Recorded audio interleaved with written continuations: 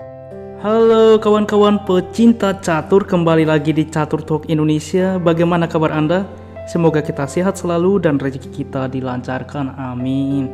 Kawan-kawan, pada kesempatan ini permainan yang menarik dan masih tetap dalam event catur dunia terupdate, Saint Louis Rapid and Blitz. Dan ini permainan dari pecatur hebat Rusia Ian Nepomniachtchi menghadapi pecatur hebat Amerika Serikat Hikaru Nakamura. Dan kita akan melihat permainan yang cukup solid dan bagaimana pertandingan skakmat di antara kedua Grandmaster ini. Penasaran bagaimana permainannya? Tetap di Catur Talk Indonesia.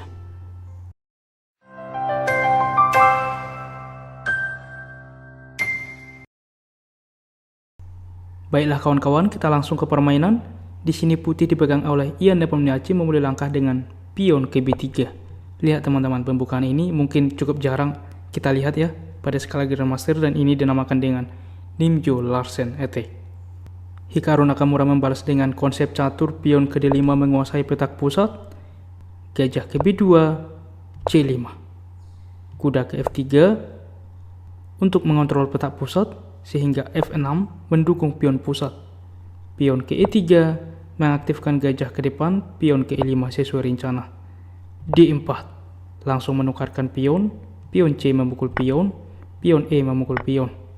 I4 mengancam kuda, kuda mundur ke D2. F5. Kita lihat teman-teman, cukup solid pion hitam ke depan. Sehingga pion ke C4 mencoba untuk memperlemah struktur pion pusat yang cukup kuat dari hitam. Kuda ke F6 melindungi pion. Kuda ke C3 menambah tekanan terhadap pion pusat sehingga gajah ke E6. Pion C memukul pion, kuda memukul. Di sini gajah ke B5 terlebih dahulu skak dengan juga persiapan rokade. Kuda ke C6 menutup, rokade, gajah ke E7 dengan juga persiapan rokade. Di sini kuda ke C4. Kita kembali sebentar. Ada juga opsi yang juga dibahas, yaitu dengan menteri ke H5 skak. Ini cukup bagus karena apabila gajah menutup maka ini fatal ya, pion hilang. Oleh karena itulah di sini pion menutup, maka menteri ke H6. Kita lihat di sini juga mencegah rokade dan putih mengontrol petak-petak gelap dari hitam. Kita kembali ke partai aslinya. Dan ini adalah pada permainan cepat, sehingga kuda ke C4 untuk mencoba mensentralisasi kuda dan menempatkan kuda ke depan ke petak yang lebih aktif.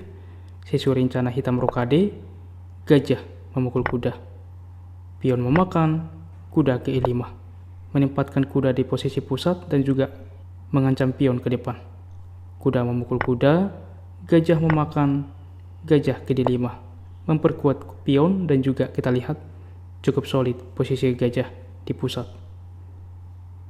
Pion ke F4 mencoba langsung memaksa pertukaran pion sehingga N pasan, kuda memakan. Gajah ke D6 dan kita lihat serangan dari dua gajah yang cukup kuat ke depan dari hitam dan Ian Nepomniachtchi, yaitu dengan menteri ke D2 mencoba untuk menghubungkan benteng satu sama lain. Benteng ke F6 mencoba untuk bermanuver dan menguasai file G. Kuda ke E5 langsung mensentralisasi kuda, gajah memukul kuda, pion memakan, benteng ke G6. Ancaman yang cukup berbahaya sehingga benteng ke F2 melindungi pion, menteri ke H4, yaitu dengan lanjutan benteng ke depan, ancaman yang cukup berbahaya dari hitam. Benteng ke E1 mencoba untuk mensupport pion tanpa mempedulikan ancaman dari hitam, karena apabila benteng langsung ke H6 maka gampang saja pion ke H3. Oleh karena itulah di posisi ini benteng ke E8 mencoba langsung mengancam pion, E6 mempromosikan pion, gajah ke E4 menutup akses benteng melindungi pion, menteri ke D7 melindungi pion dan juga mengancam benteng. Dan di sini benteng memukul pion. Komputer menunjukkan ini langkah yang kurang akurat.